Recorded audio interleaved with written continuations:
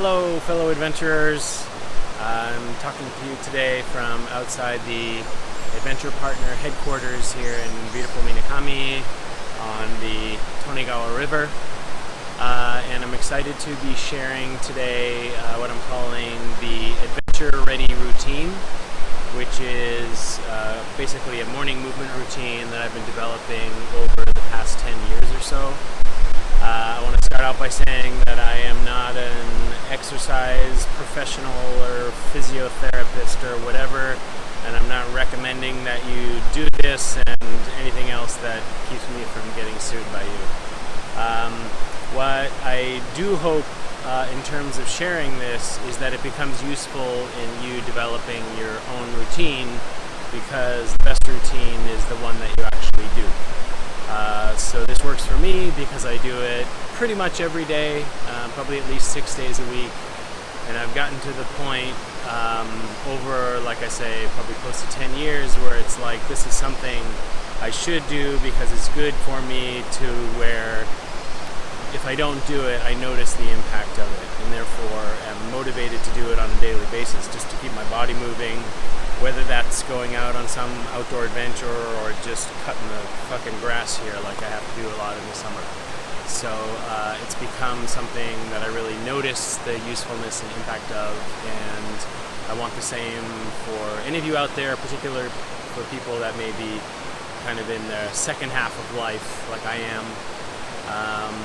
And I hope that more people will start this kind of thing even in their 30s and 40s, because then it has better impact when you get to be in your 50s like I am, or later.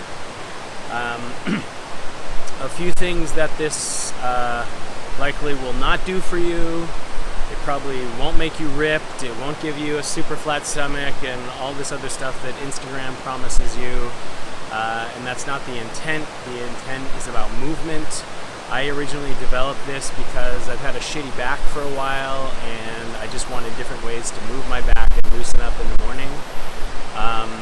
So if you don't do any exercise at all and you start to do something like this, you may notice some kind of impact, maybe around weight loss or muscle building, but it's really not the point.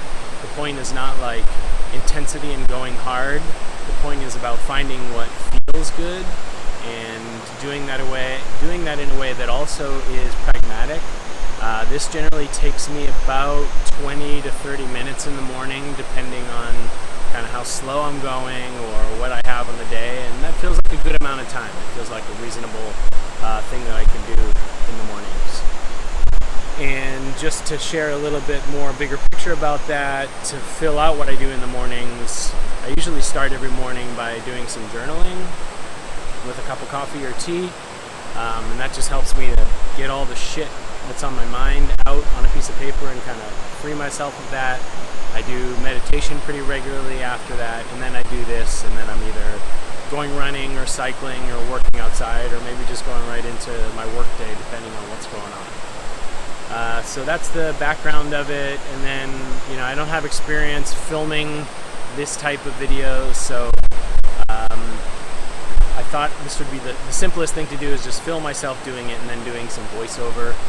I think most videos people are talking to you while you're doing that. I thought this would be easier in the editing process. I don't know if it is.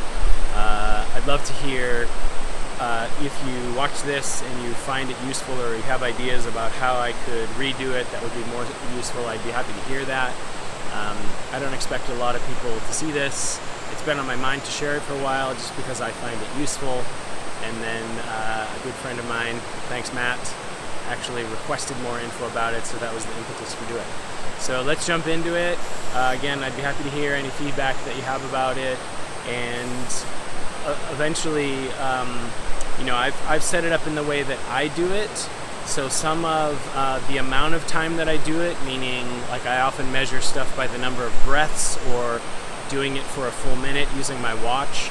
That may not be a good fit for you, so don't do it that way. Do less if you want to. And some of the movement may be uncomfortable for you, and again, just like follow what works for you. Don't just do it because it's the way that I do it. Do what works for you.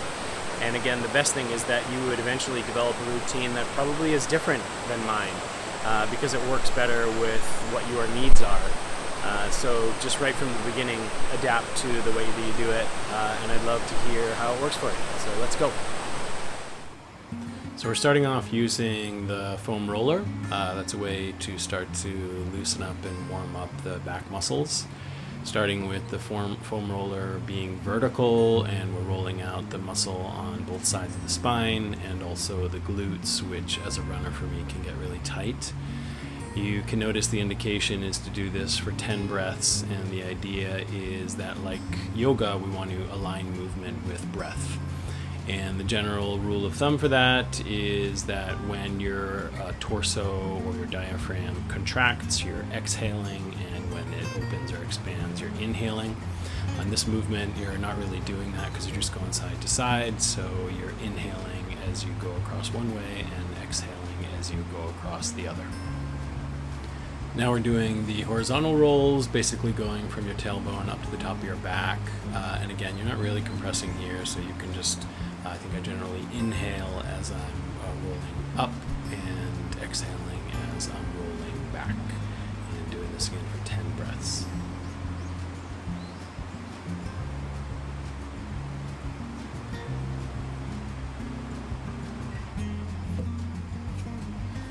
Now we're getting into what I'm calling spot rolling, which is choosing generally like 4 places along the spine to really stretch out more by moving the foam roller to that area and doing just short movements back and forth. This is a place where if you are not used to this, don't have a flexible back, you want to be really careful. Again, don't do it if it's painful or too uncomfortable. It may take you a while to get used to doing particular spots. And then the breathing here, it's 10 breaths, but in this, the breathing isn't really corresponding with the movement. I'm doing kind of quick movements to roll out these spots, but I'm doing slower breaths. So I'm still doing 10 breaths, but then I'm doing quicker movements and stopping once I've gotten through 10 breaths. And I'm starting down at my tailbone, and I'm basically working up to my neck and head area. And I basically do kind of similar areas each time, but it's not a bad idea to switch that around to get some flexibility in movement in different parts of your spine.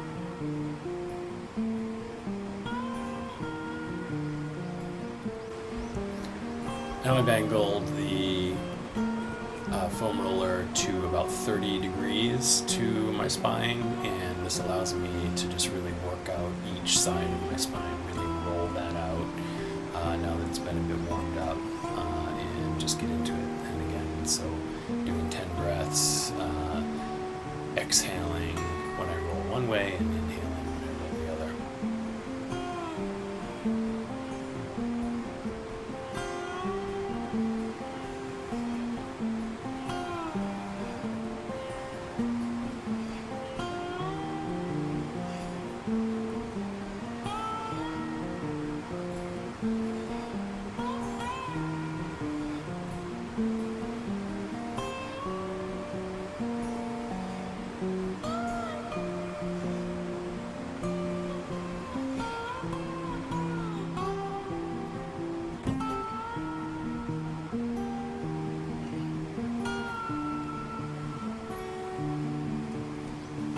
So done with the foam roller now. Take a minute just to stretch out a little bit, wiggle the body, and we're moving into glute stretches.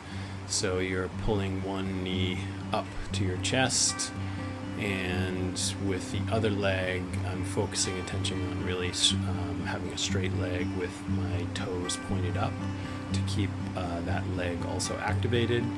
And then with the glute stretch side, I'm pulling on my knee, I'm wiggling it a little bit. And again, I'm doing 10 breaths just as a way to count the amount of time that I'm doing that stretch. And then I'm switching sides and I'm doing the same thing.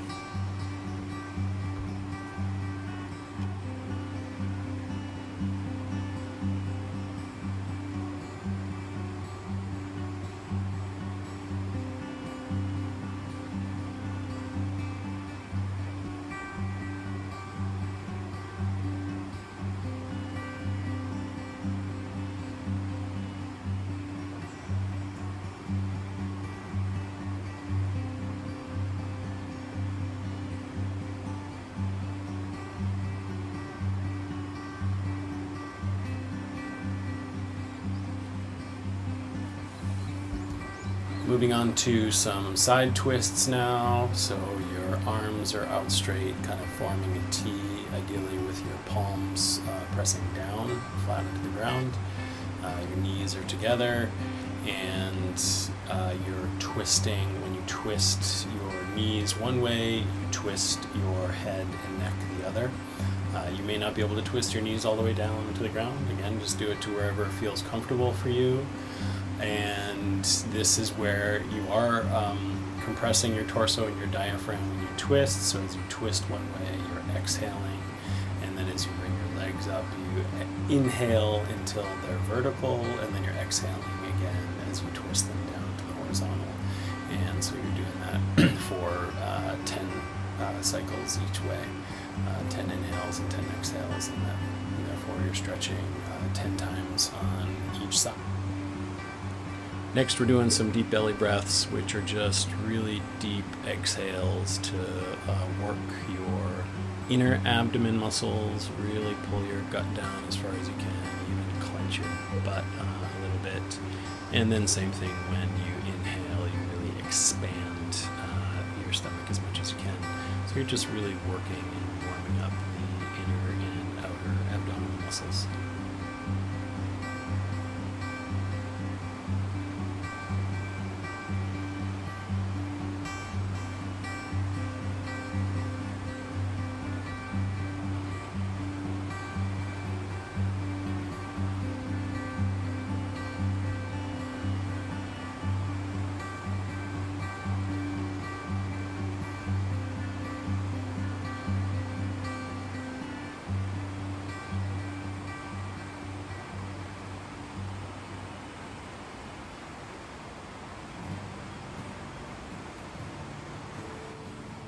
From here, we're shifting into 4 sets of what might be kind of a more traditional ab workout. And again, this isn't about having a six-pack, although it would be nice to have one. It's more about having a strong abdomen helps you to have a stronger back, and so it's a good way to move those muscles and strengthen them, and in several different directions, which is why there's 4 different exercises. Starting with the bicycles, I think this is a pretty well-known activity, and what I'm doing here is setting a timer for a minute, a countdown timer for a minute on my watch, and I'm doing it for a minute. I used to do these 4 sets of 30 on each side, and just found it easier and that I could think less if I just set the timer for a minute and did that. So my body is relaxed. I'm not like pushing myself super hard to hit both my knees or whatever. I'm just moving my body in a way that feels good and that is also a little bit challenging and getting me moving. From the bicycles, we switched to hip bridges. The idea that with the bicycles, we're using more kind of our front abdominal muscles, and then the hip bridges help us to use more of our glutes and our back muscles. So it's a kind of a complementary exercise. Feet are flat, palms are flat, and as you are lifting up, you're opening your diaphragm and your torso. So you're inhaling as you lift up, and you're exhaling as you release down. You may be able to stretch further than I can. You may not be able to stretch as far as I can. It doesn't matter. Just do what feels good to you. And again, I'm setting my timer for a minute here so I don't have to count reps, and just doing what feels good as far as I can. Sometimes I'll vary this a bit and I'll hold for 3 or 4 seconds. So it's not about how many reps I'm getting in, but it's really about getting as much of a stretch as I can within that time.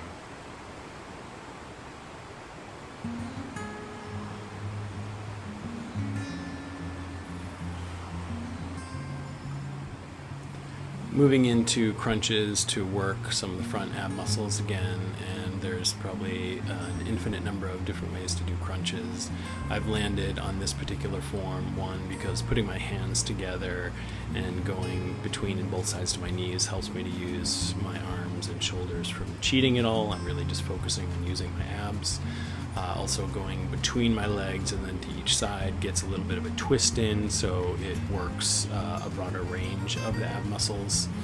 And I'm exhaling as I'm contracting, so as I'm moving my hands forward, and I'm actually doing a 3 count to hold it, and then I'm releasing, and then I'm going up again and doing a 3 count to hold it, and continue that for a full minute.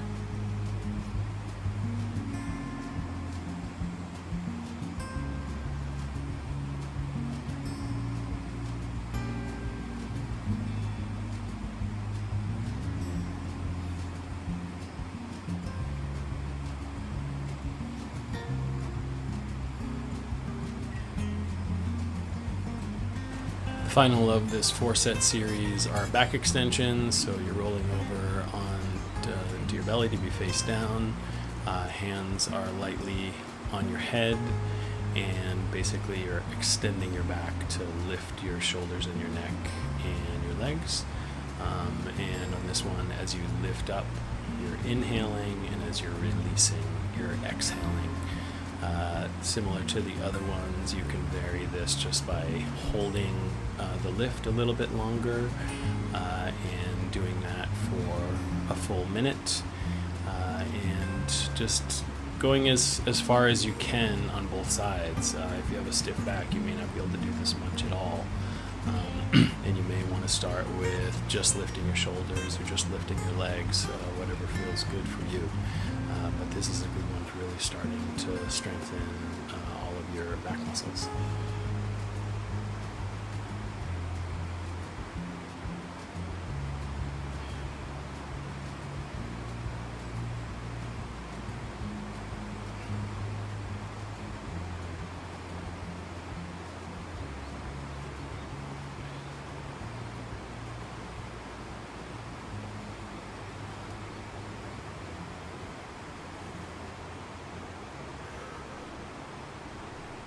That set of 4 can be intense, so from here we move into a child's pose, which you may be familiar with if you've done yoga.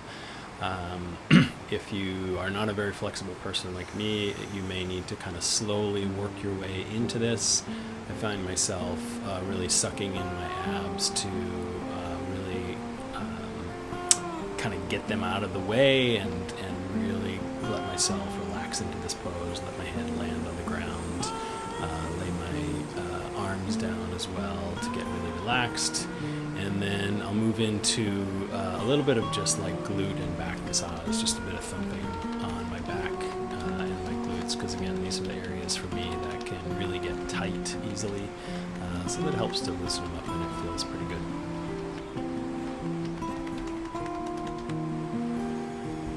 Straightening up from the child's pose into what's called seiza in Japanese, basically sitting on your knees and shins with a nice straight back, and then slowly moving back into a bit of a quad stretch. Again, this is kind of runner specific, but can feel quite good, can be a stretch on your back as well, and just may be something that you can't do, and that's okay too.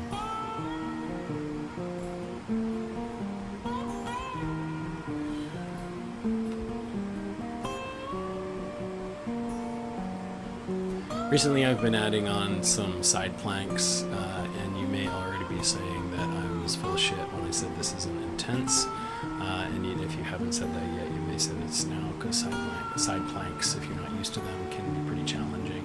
I don't do them every time, but again, I think it's just a good thing to do to strengthen the core, So I'm doing these for 1 minute on each side, and you've got your arms kind of at a T.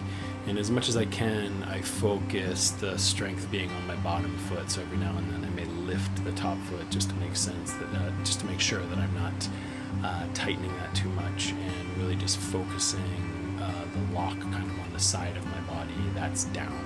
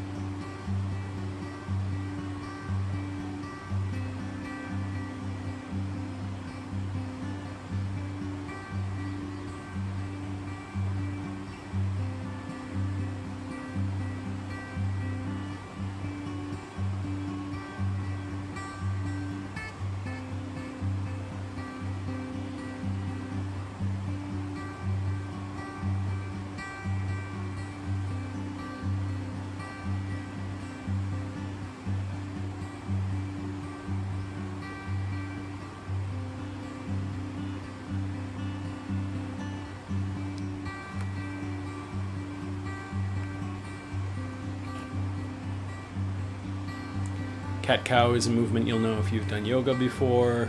Basically a way to stretch the back and the abs. You are contracting when you're lifting your back up, so you're exhaling, and then when you're pushing your chest down, you're expanding your diaphragm, so you're inhaling.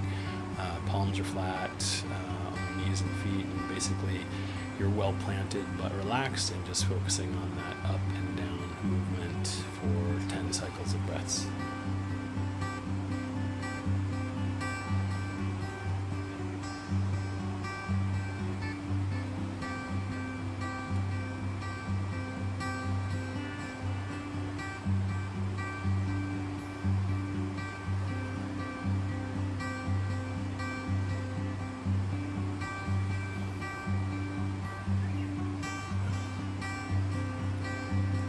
Bird dog is another good exercise for back strengthening. So you're planting one hand and the other knee and foot, and you're making sure that those are like solidly planted so you're stable. And then the other leg and arm, you are basically extending and then bringing in, and extending and bringing in. When you're bringing in your knee and your elbow, you are exhaling because you're contracting your diaphragm. And then when you're extending them, you're inhaling because you are expanding it. And for this one, I just do 30 reps on each side. Speed doesn't really matter. It just feels like a good amount to me.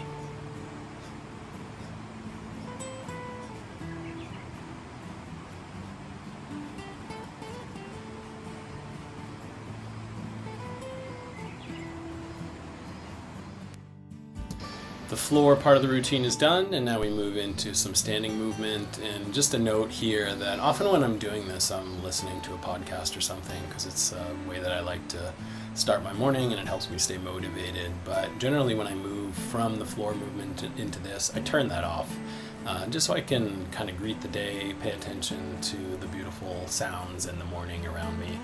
So just something to think about as a way to shift into really arriving into the day. The jumping jiggles are just a way to really get some energy into your body, keeping yourself super relaxed, jumping up and down. Exhaling when you're landing, so you're exhaling through your nose quite strongly as you land with kind of a quick pace as you're jumping. I really like this exercise anytime during the day, because if you do this for a minute, you can just really feel the energy coursing through you after you're done. So again, I set the countdown timer for this one and do it for a minute.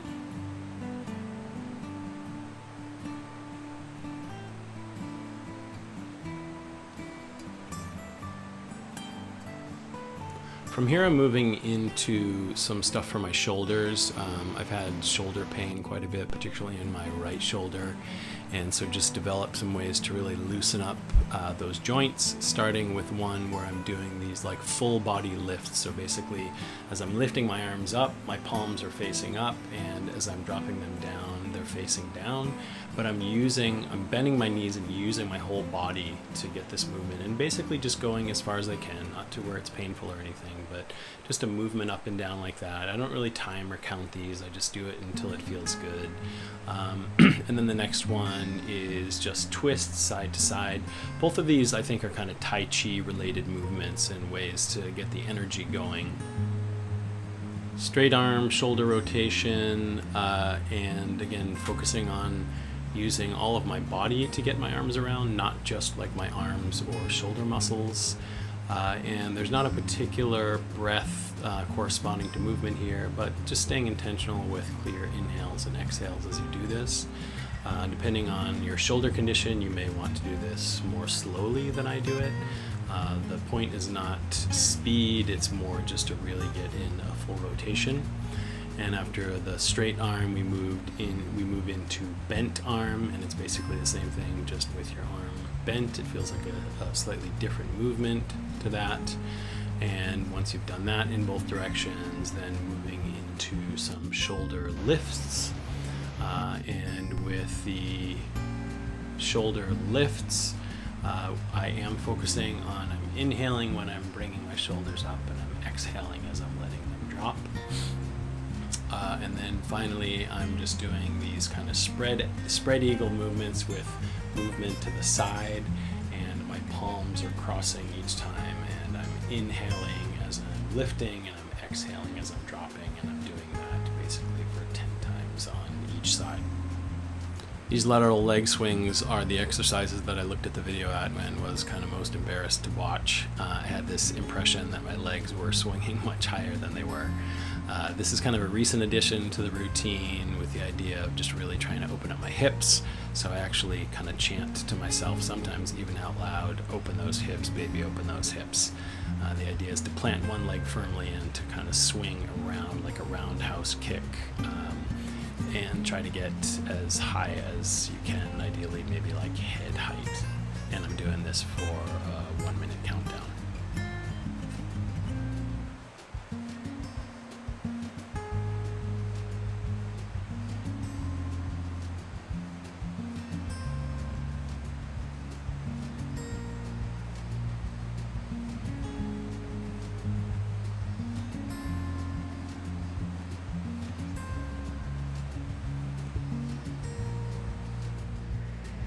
We finish off with some bar or handle hanging, and this is also a recent addition. I saw something on Instagram about doing this for 2 minutes, really helping with both grip strength and lengthening your spine. I've been able to work my way up to about a minute and find that really challenging. So thanks for spending a bit of time with me. If you've made it through this whole thing, that's great. I'd really love to hear any thoughts you have about how you find it useful or how you might do it differently. And my highest wish is that you develop this into something that works for you and that you do regularly. Thanks for hanging out, and see you out on the next adventure.